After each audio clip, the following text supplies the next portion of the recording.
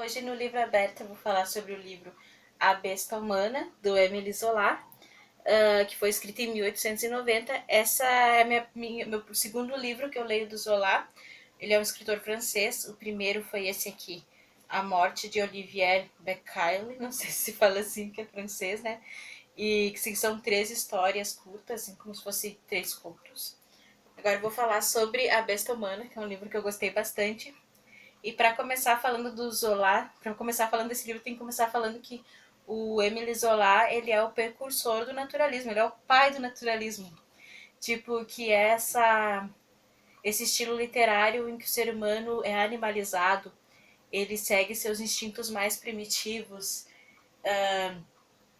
ele é produto do meio onde ele vive, ele muda, assim, por conta desse meio, ou já nasce predestinado a algo. E então quer dizer que esses livros do naturalismo, a maioria, e esse também, eles são cheios de violência e falam abertamente de sexo, uma coisa que chocava na época, que é o século XIX. Bom, eu vou falar um pouco sobre a história do livro. Tipo, a história, como dá pra ver que tem um maquinista na capa do livro, a história se passa praticamente boa parte dos eventos acontece numa estação de trem, porque os personagens, tem três personagens principais, o Roubald, eu não sei como eles falam, tentar falar, o Roubald e a mulher dele, a Severine, e que o Roubald ele é subchefe da estação de trem, e eles moram ali nas redondezas da estação mesmo, e o terceiro personagem é o Jacques, que é o maquinista. E a história deles vai se entrelaçar, já vou falar por quê. O Robaldo e Severine, eles vivem assim uma vida pacata, foi um casamento assim que ela casou assim mais por conveniência para fugir do, porque ela era protegida por um homem que é um cara que é um figurão, um alto figurão da estação. Só que ele começou desde que ela tinha 16 anos, né? Assim, dar presentes e coisas para ela ser amante dele. E daí o que acontece é que mesmo depois de casada, ela continua sendo amante desse cara que é o Grand Morin. E o marido dela descobre, daí já vou falar desenrolar. E nisso, né, vai acontecer uma tragédia. E até aí eles viviam uma vida bem pacata. O Jacques, que é o maquinista, ele é bastante solitário, assim, ele trata a máquina dele, o trem dele, como se fosse uma mulher, ele chama ela de Lison, e às vezes chega a ser até erótico do jeito que ele fala daquele trem.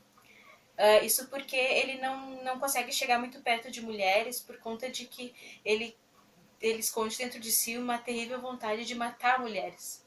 Tipo, ele tenta entender, ele tenta, tipo, não chegar perto, porque quando ele tá com uma mulher, ele pensa que ele vai ter que assassinar essa mulher e ele nunca fez, mas ele fica com essa terrível vontade. E a história deles vai se entrelaçar a partir da traição da Severine, porque o Robaldo, quando descobre, ele espanca muito a mulher dele, mas diz que não vai matar ela, mas vai ter que matar o outro, o Grand Morin, e ele quer que ela ajude.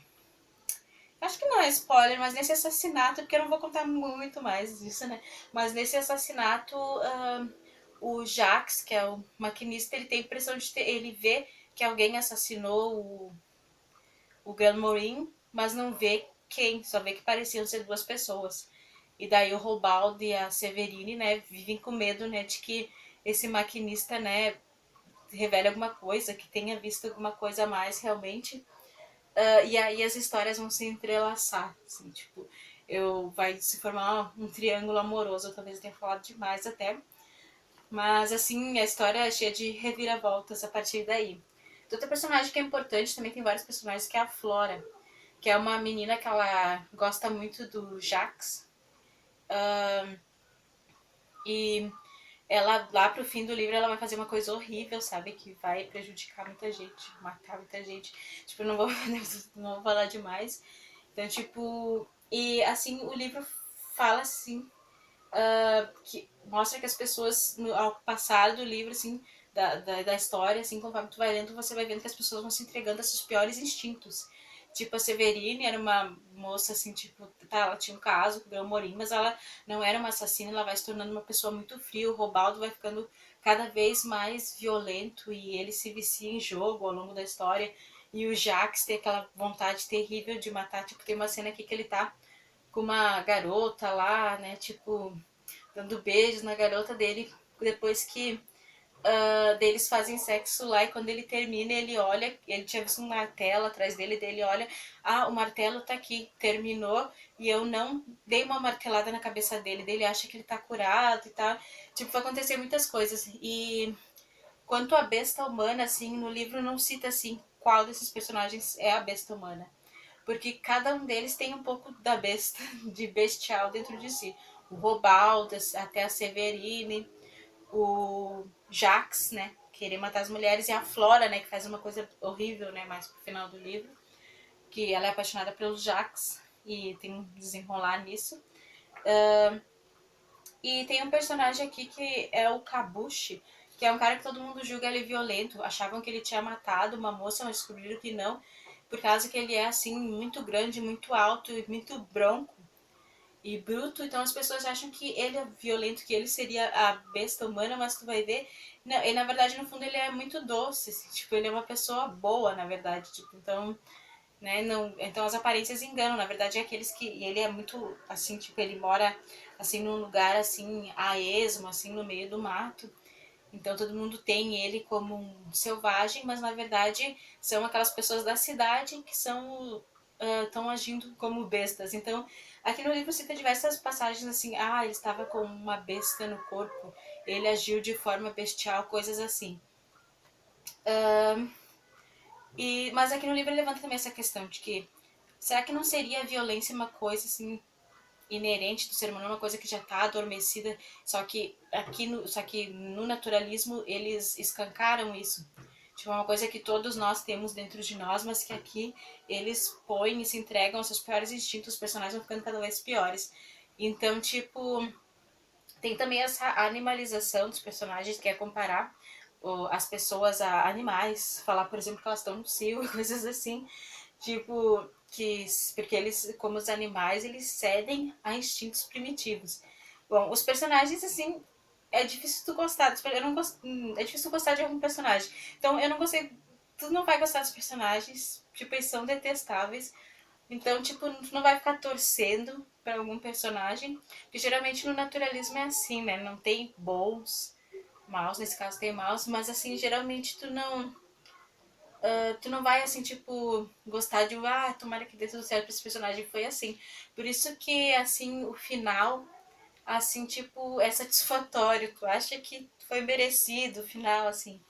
E no final, tipo, uma coisa, assim, que eu acho que é bem recorrente dos livros do naturalismo é que os personagens sempre têm uma atração pelo fatalismo, pela morte. Então, eu acho que quase todos os livros que eu li do naturalismo, dá uns exemplos de livros brasileiros, tipo Cortiço, O Bom Crioulo, O Mulato, entre outros. Esses livros também, tipo, acabam em tragédia, né? E aqui também é um desses livros que acontece isso, porque eles são, assim, tipo, meio que atraídos pra esse final, assim, de tragédia. Gente, vizinho, tem uma criança que tá fazendo uma algazarra, desculpe. Bom, mas assim, tipo, bom, e quando tu lê assim o livro, tu dá a impressão que esse livro não foi escrito no século XVIII.